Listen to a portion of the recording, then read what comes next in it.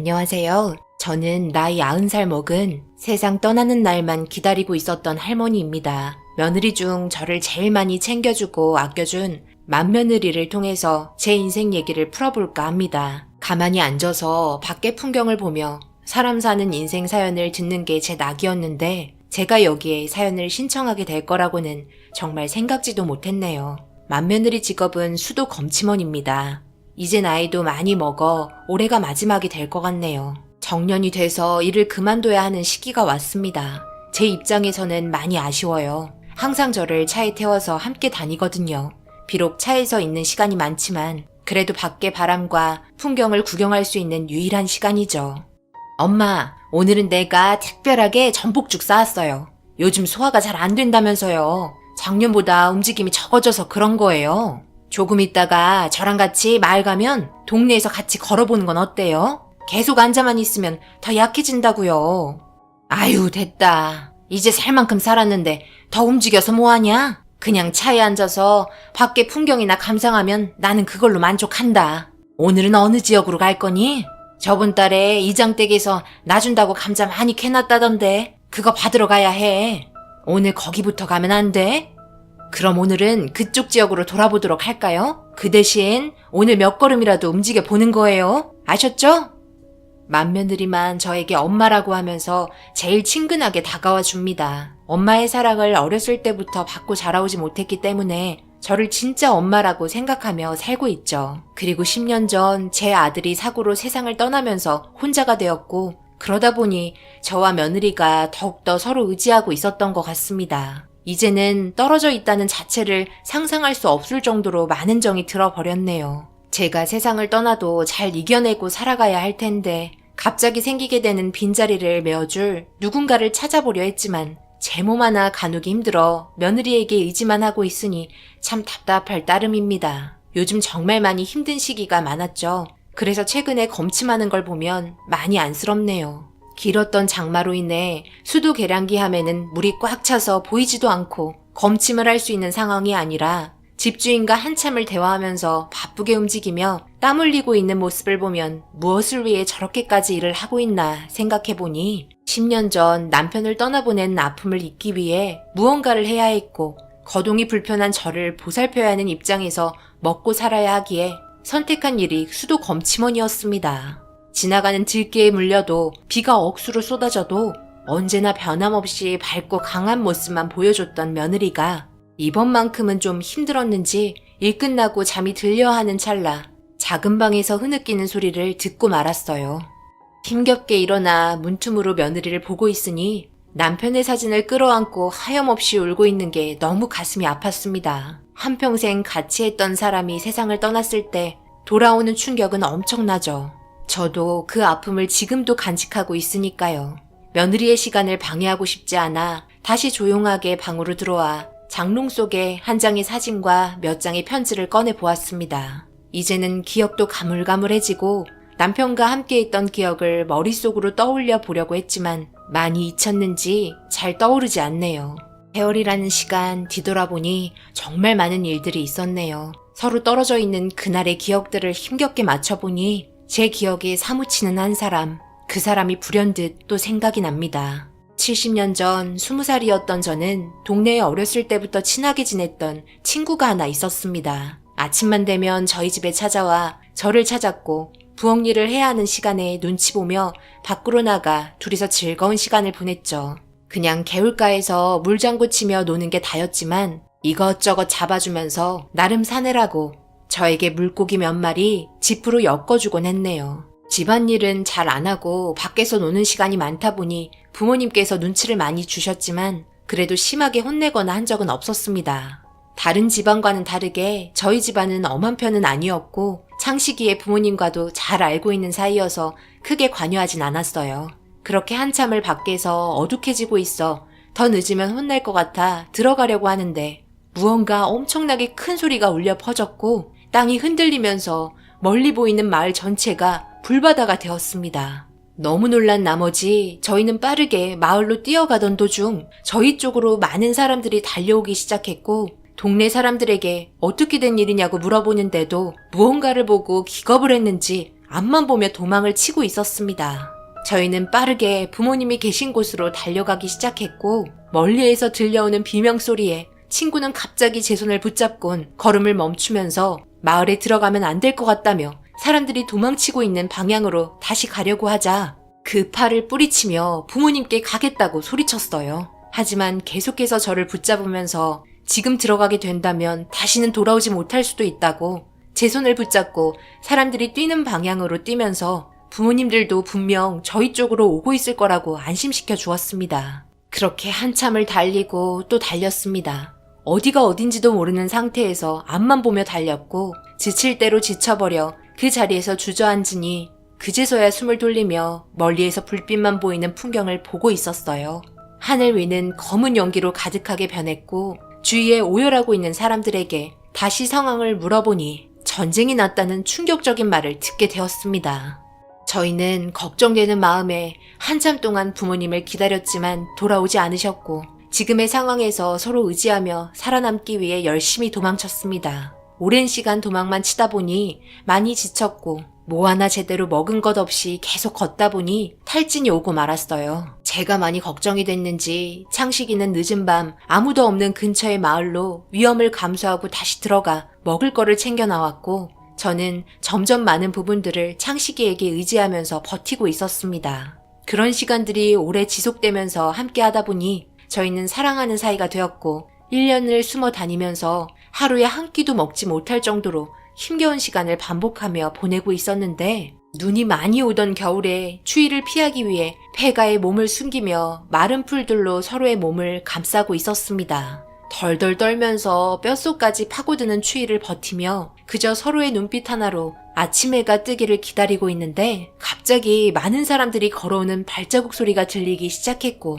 조용히 구석으로 몸을 숨긴 채 가까워지는 소리에 귀를 기울였습니다. 창식이는 조심스럽게 잠시 휴식을 취하고 있는 사람들을 보더니 저에게 다가와 남한군이라면서 먹을 게 있으면 도움을 받아보자며 제 손을 잡으며 안심시켜 주었고 떨리는 손을 진정시키며 창식이를 바라보고 있는데 군인들의 표정이 갑자기 심각해지기 시작했고 뒤이어 높은 지위에 있는 사람인 듯 창식이에게 가까이 다가가더니 16살 넘은 사내는 다 참전해야 한다며 끌고 가려 하자 너무 놀라 저는 밖으로 뛰어나왔고 창식이의 손을 잡아 끌며 안 된다고 소리치자 저까지 함께 알 수 없는 곳으로 가게 되었습니다. 그리고 도착한 곳은 부상자들이 많은 곳이었고 그곳에서 창식이와 강제로 헤어지게 되었어요. 어떤 여자가 저에게 갈아입을 옷을 던져주면서 입에 풀칠은 할 수 있으니 갈아입고 나오라는 말을 하곤 부상자들을 치료해주고 있었습니다. 그때 창식이와 헤어진 이후로 전쟁이 끝났음에도 한 번도 만난 적 없었고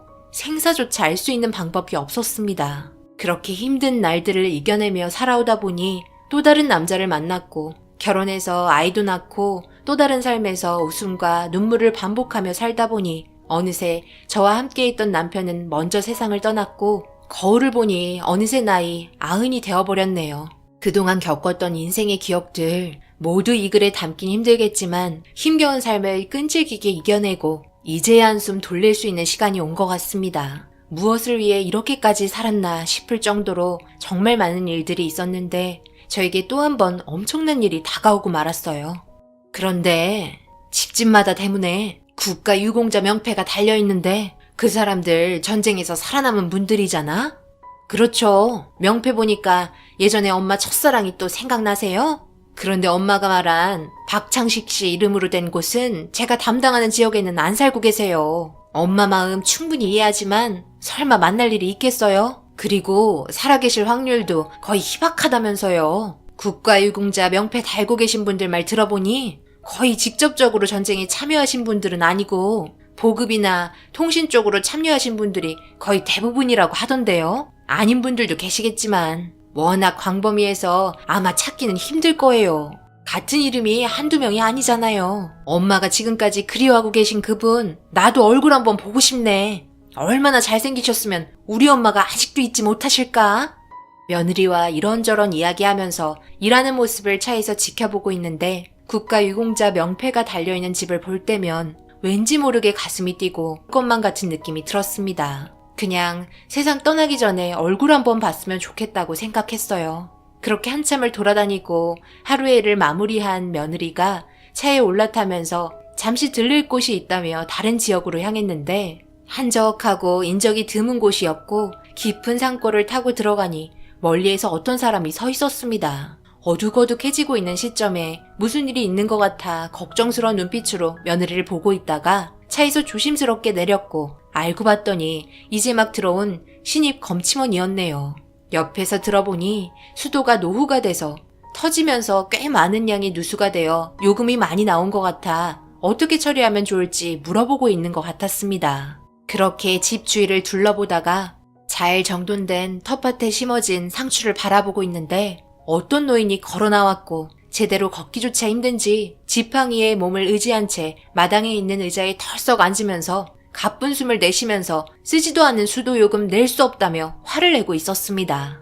그 모습을 빤히 쳐다보고 있는데 대문 옆에 국가유공자 명패가 붙어 있었고 그 사람 옆에 천천히 다가가 한 자리 비어있는 의자에 조심스럽게 앉은 후 나이 먹고 엄청 까탈스럽게 군다며 한 소리 했네요. 딱 보니 저랑 비슷한 나이대 같은데 세상 떠날 날 얼마 남았다고 뭘 그리 빡빡하게 굴고 있어요? 조용조용하게 이야기하면 되지. 그걸 꼭 소리 지르면서 화를 내야 하남? 수도 검침하는 분들이 얼마나 힘든지 알아요? 나이 먹고 성격이 더 고약해지셨나 보시오. 언제 봤다고 지금 나한테 쓴소리를 하는 거요? 먹을 만큼 먹었으니 한 소리 할 수 있는 거지. 내가 이래봬도 이 나라를 지킨 인물이요. 그리고 내가 쓰지도 않은 물이 터져서 이렇게 됐는데 내가 그 돈을 왜 내야 하는 거요? 나는 절대 못 내니 그런 줄 아시오. 갈 때 되면 애가 된다더니 딱 그 짝 보고 하는 말 같네. 그리고 당신만 나를 지킨 줄 아나 본데 나도 같은 시절을 겪은 사람이요. 내 손을 안 거쳐간 부상자가 없을 정도로 얼마나 많은 사람들을 치료해 준 줄 아슈? 그러니 혼자 잘났다고 큰 소리 치지 말고 좋게 해결 봐요. 그렇게 서로 티격태격하고 있는 도중 며느리와 신입 검침원이 저희가 있는 곳으로 다가왔고 어디에다 전화를 했는지 수도요금에 대한 절차를 얘기해주고 있었습니다. 저 양반도 나이 90 먹었는데 꽤 기가 밝아서 좀 놀라긴 했지만 그래도 잘 알아들으니 일이 쉽게 풀리는 듯 보여 자리에서 일어나 차에 돌아가려고 하는데 신입 검침원이 어르신 박창식님 맞으시죠? 라는 말을 듣게 되면서 다시 고개를 돌려 그 노인이 있는 곳으로 발걸음을 옮겼습니다. 저는 그 사람을 빤히 쳐다봤고 너무 대놓고 뚫어지게 보고 있으니 며느리가 당황했는지 왜 그러냐며 다 해결됐으니 차로 돌아가자고 저를 부축해 주려고 하는 걸 잠시 기다려달라면서 저를 보고 있는 노인네에게 제 이름을 말해줬습니다. 그리고 함께 지냈던 동네 이름과 20살 때 둘이 도망치면서 헤어지게 된 말들을 꺼내놓자 갑자기 온몸을 부들부들 떨기 시작하면서 눈가가 빨갛게 충혈됐고 갑작스런 충격을 받았는지 저에게 다가오려고 하는 도중 쓰러지고 말았어요. 생각하지도 못한 상황이 발생이 돼서 며느리는 쓰러진 노인네를 힘겹게 부축해서는 응급실로 향했고 일시적인 쇼크로 인한 충격으로 잠시 뒤 회복된다는 의사의 말에 깨어나기만을 기다리고 있었습니다. 그렇게 몇 시간이 흐르고 눈을 뜬 노인은 저를 보며 다시금 눈시울이 붉어지더니 제 이름을 불러줬어요. 이 노인에게 제 이름을 듣게 된 순간 다시는 눈물이 흐를 일이 없을 것 같았던 제 눈에서 70년 동안 눌러왔던 감정들이 터지고 말았습니다. 긴 세월 돌아 눈 감기 전에 만나게 됐다는 것 자체가 너무나 감격스러웠고 이 순간을 하늘에 감사했어요. 옆에 있던 며느리도 이게 뭔 일이냐며 덩달아 눈물을 흘리면서 축하해 주었습니다. 그렇게 한동안 병원에서 못했던 얘기를 하느라 시간 가는 줄 몰랐고 집에 데려다 주면서도 계속되는 대화에 며느리는 수줍은 소녀의 얼굴을 보는 것 같다면서 저를 놀려대기 시작했네요. 한참을 창식이네 집에서 대화하다 보니 알게 된 또 하나의 충격적인 말은 지금까지 혼자 살고 있었다며 언젠가 제가 돌아올 것만 같아 기다리고 있었다는 말을 듣게 되었습니다. 그 말에 미안하면서도 죄스러웠어요. 저는 다른 남자를 만나 새 살림을 꾸렸고 그래도 꽤 괜찮은 삶을 살아왔었지만 혼자서 70년 동안 저를 기다린 모습을 보니 너무나 가슴이 아팠습니다. 그렇게 한참을 서로가 바라보고 있는데 오늘은 저 혼자 집에 들어가 보도록 할게요. 아무런 방해 없이 그동안 못했던 대화 나누세요. 아니다. 괜찮다. 다음에 다시 오면 되지. 혼자 그렇게 가버리면 어떡하니? 오늘은 이만하면 됐다.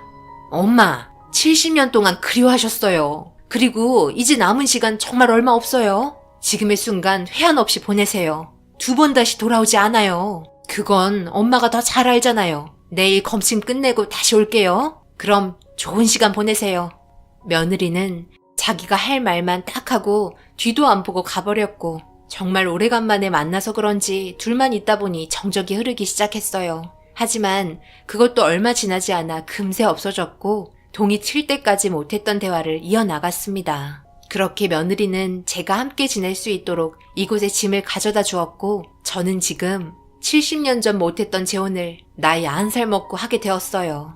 며느리가 말한 대로 저희에겐 정말 시간이 많지 않습니다. 하루하루가 다르고 내일 무슨 일이 벌어져도 놀랍지도 않은 나이기 때문에 소중한 시간 후회 없이 쓰고 떠나려 합니다. 늦게나마 찾게 된 옛사랑 행복하게 잘 살다가 한날 한시에 눈 감고 싶어요.